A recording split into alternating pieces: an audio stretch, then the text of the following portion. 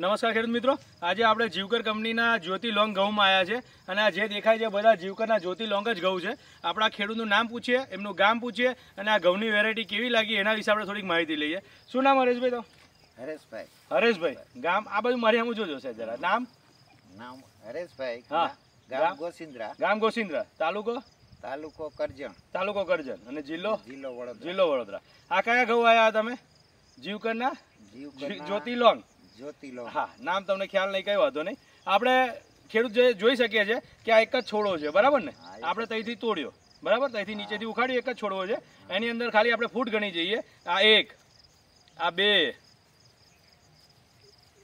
આ 3, આ 4, આ 5, આ 6, આ 7, આ 8, આ 9, આ 10 અને 11, ટોટલ 11 છે, બરાબર।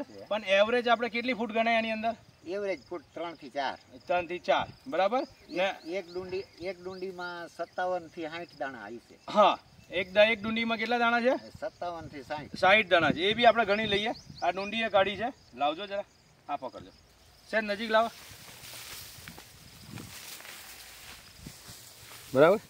આમાં આપણે દાણા ગણી લઈએ, 1, 2, 3, 4, 5, 6, 7, 8, 9, 10, 11 થી 60 દાણા આવશે। હા, આવશે 14, 15, 16, 17, 18, 19, 20, 21, 22, 23, 24, 25, 26, 27, 28, 29, 30, 31, 32, 33, આ 34, આ 36, આ 37, 38, 39, 40, 41, આ 42, આ 43, આ 44, આ 45, 46, 47, 49, 49,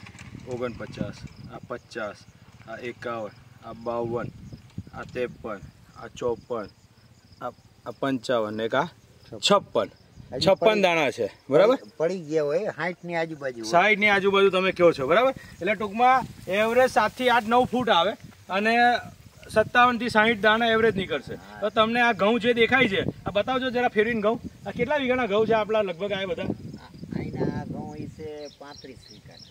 35 વીઘાના, બરાબર? આ ટોટલી ઘઉં છે બધા 35 વીઘાના છે, જોઈ લો, બધા 35 વીઘાના ઘઉં છે।